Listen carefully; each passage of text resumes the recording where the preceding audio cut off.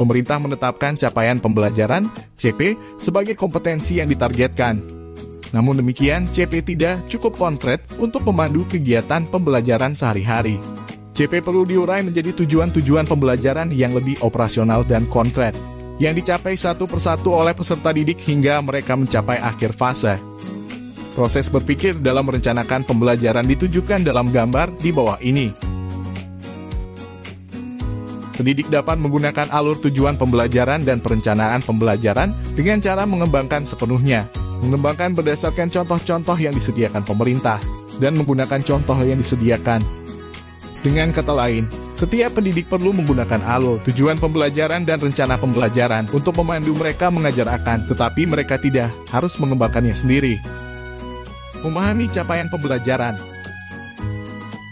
Capaian pembelajaran CP merupakan kompetensi yang harus dicapai peserta didik pada akhir fase. Memahami capaian pembelajaran merupakan langkah awal yang sangat penting.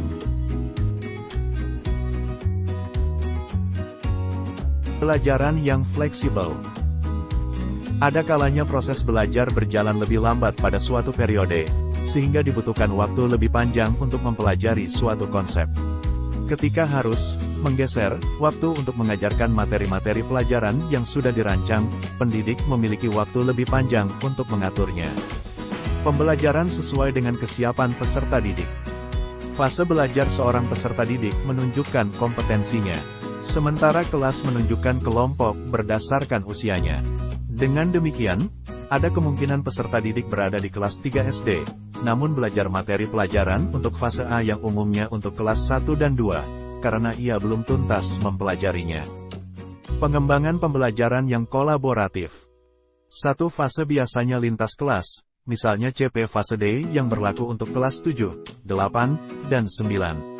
Saat merencanakan pembelajaran di awal tahun ajaran, guru kelas 8 perlu berkolaborasi dengan guru kelas 7 untuk mendapatkan informasi tentang sampai mana proses belajar sudah ditempuh peserta didik di kelas 7. Selanjutnya, ia juga perlu berkolaborasi dengan guru kelas 9 untuk menyampaikan bahwa rencana pembelajaran kelas 8 akan berakhir di suatu topik atau materi tertentu. Sehingga guru kelas 9 dapat merencanakan pembelajaran berdasarkan informasi tersebut. Hal yang perlu dipahami tentang kekhasan CP sebelum memahami isi dari capaian untuk setiap mata pelajaran. Kompetensi yang ingin dicapai ditulis dalam paragraf yang memadukan antara pengetahuan, keterampilan, dan sikap atau disposisi untuk belajar. CP dirancang dengan banyak merujuk kepada teori belajar konstruktivisme dan pengembangan kurikulum dengan pendekatan understanding by design. Dalam kerangka teori ini, perencanaan pembelajaran dan asesmen, memahami, merupakan kemampuan yang dibangun melalui proses dan pengalaman belajar yang memberikan kesempatan kepada peserta didik untuk dapat menjelaskan, menginterpretasi, dan mengaplikasikan informasi, menggunakan berbagai perspektif, dan berempati atas suatu fenomena. Pemahaman bukanlah suatu proses kognitif yang sederhana atau proses berpikir tingkat rendah. Memahami rasional. Memahami rasional artinya menjelaskan alasan pentingnya mempelajari mata pelajaran tersebut serta kaitannya dengan profil pelajar Pancasila. Memahami tujuan. Memahami tujuan artinya menjelaskan kemampuan atau kompetensi yang dituju setelah peserta didik mempelajari mata pelajaran tersebut secara keseluruhan. Mempelajari karakteristik. Mempelajari karakteristik artinya menjelaskan apa yang dipelajari dalam mata pelajaran tersebut, elemen-elemen atau domain yang membentuk mata pelajaran dan berkembang dari fase ke fase. Capaian per fase. Capaian per fase disampaikan dalam dua bentuk, yaitu secara keseluruhan dan capaian per fase untuk setiap elemen. Oleh karena itu, penting untuk pendidik mempelajari CP untuk mata pelajarannya secara menyeluruh. Setiap pendidik perlu familiar dengan apa yang perlu mereka ajarkan, terlepas dari apakah mereka akan mengembangkan kurikulum, alur tujuan pembelajaran, atau silabusnya sendiri atau tidak.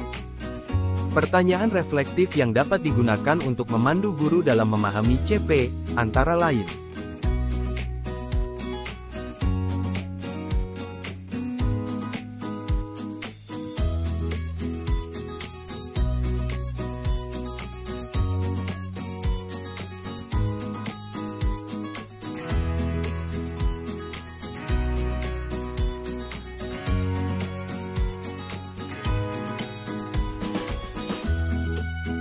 Berikut ini adalah beberapa pertanyaan yang dapat digunakan untuk memantik ide.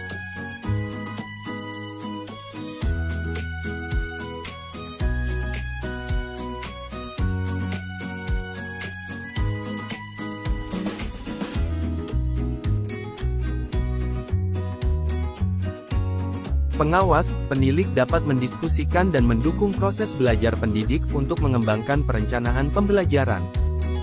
Pada saat berdiskusi dengan pendidik, pengawas, penilik perlu fokus pada bagaimana proses perencanaan dilakukan, misalnya,